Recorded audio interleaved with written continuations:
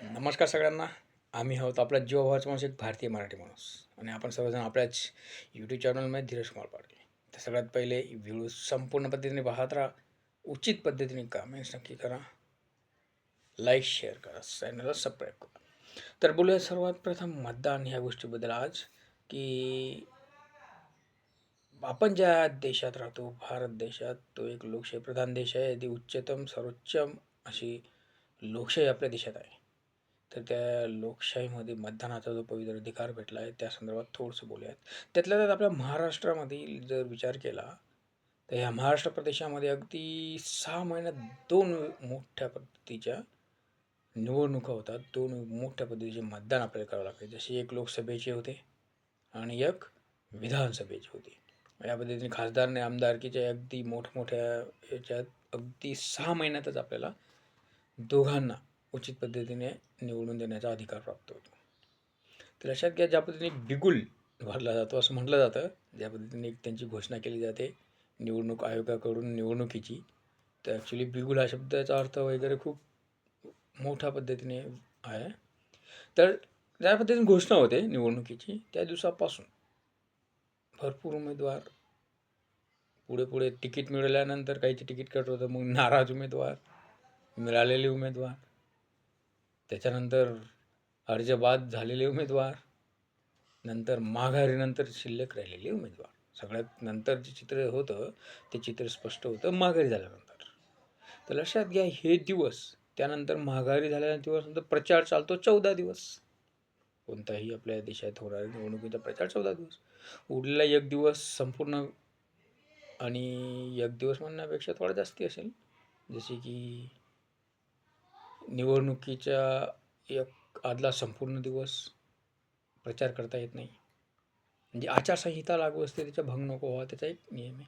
तर लक्षात घ्या, जे असेल त्या गोष्टी ते एवढ्या सगळ्या निवडणुकीची घोषणा होईस तोपर्यंत आणि मूळ माघारच्या दिवसानंतर मुख्यतः करून जे काही उमेदवार असतील, काही काही ठिकाणी 2 असतील, 3 असतील, काही काही ठिकाणी अक्षरशः 10, 15, 20 उमेदवार असतात, तर काही काही ठिकाणी जास्त.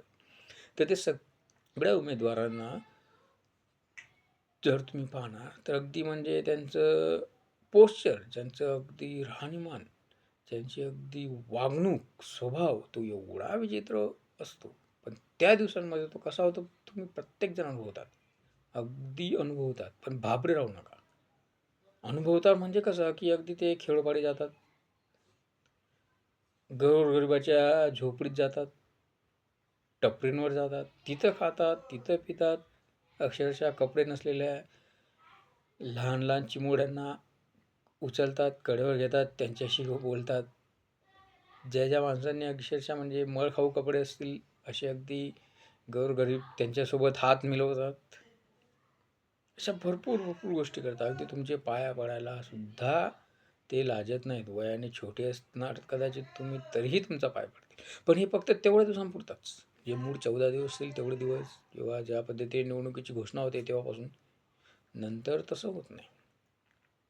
भरपूर गोष्टी असतात, का नाही होत, का नाही. कदाचित त्यांचा अहंकार बाहेर येतो निवडून आल्यानंतर किंवा पडल्यानंतर, रिझल्ट लागल्यानंतर. तर लक्षात घ्या, मूळ सांगायची गोष्ट आहे की तर ह्या दिवसातच तुम्ही तुमचा जो काही उमेदवार असेल ना त्याला प्रश्न तयार ठेवा. कदाचित तुम्ही एकटे दुकटे असणार तर तसं नका होऊ देऊ. गावातल्या गाव, समाजचा समाज जो काय असेल तुमचा, तेवढं मिळून प्रश्न तयार ठेवा. तर ह्या प्रश्नांसाठी जो उचित पद्धतीने काहीतरी कार्यक्रम करू शकणार असेल, त्यांची ज्या प्रश्नांची उत्तरं उचित पद्धतीने सांभाळू शकणार असेल, आपले प्रश्न, आपल्यावरती होणारे जे काही अन्याय होत शकतो, किंवा आपल्या ज्या गरजा आहेत, ज्या नियमानुसार बसता आहेत, ज्या मागण्या आहेत, त्या सगळ्या जो व्यवस्थित पद्धतीने पूर्णत्वास नेऊ शकतो, त्या अशा पद्धतीचे प्रश्न तयार ठेवा आणि अशाच लोकांना निवडून द्या. बघा, कधी कधी कसं होतं, तुम्ही लाख जीवा पडून प्रयत्न करणार, लाख लाख गोष्टी करणार, आणि होतं काय, मतदान पूर्ण नाही होतं. 60% एक प्रकारे ॲव्हरेज असतो.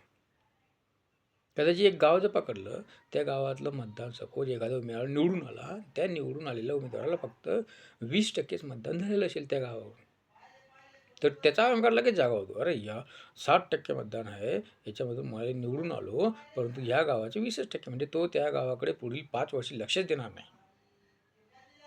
का? कारण की त्याचा अहंकार दुखावलेला असेल.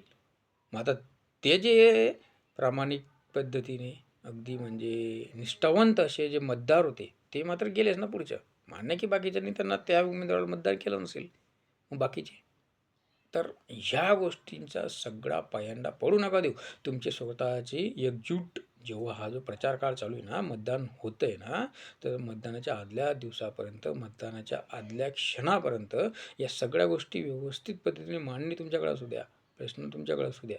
त्याचा पूर्ण विचार करून त्या सगळ्या गोष्टींना धरून चालणारा जो कोणी उमेदवार असेल, तेवढा प्रगल्भता त्याच्याकडे असेल, त्याच उमेदवार. नाही तर उगाचच पुढील 5 वर्ष तुम्हाला खस्ता खाण्याचे. अगदी तुम्ही वाढीत टाकल्याप्रमाणे आहेत किंवा तुमचं गावच वाढीत टाकल्याप्रमाणे होईल. तुमच्या गावाला साधा निधीही मिळू दिला जाणार नाही. एवढी भयानक परिस्थिती, एवढी भयानक योजना ते राबवत असतात. तर लक्षात ठेवा, मतदान करायला विसरू नका. धन्यवाद.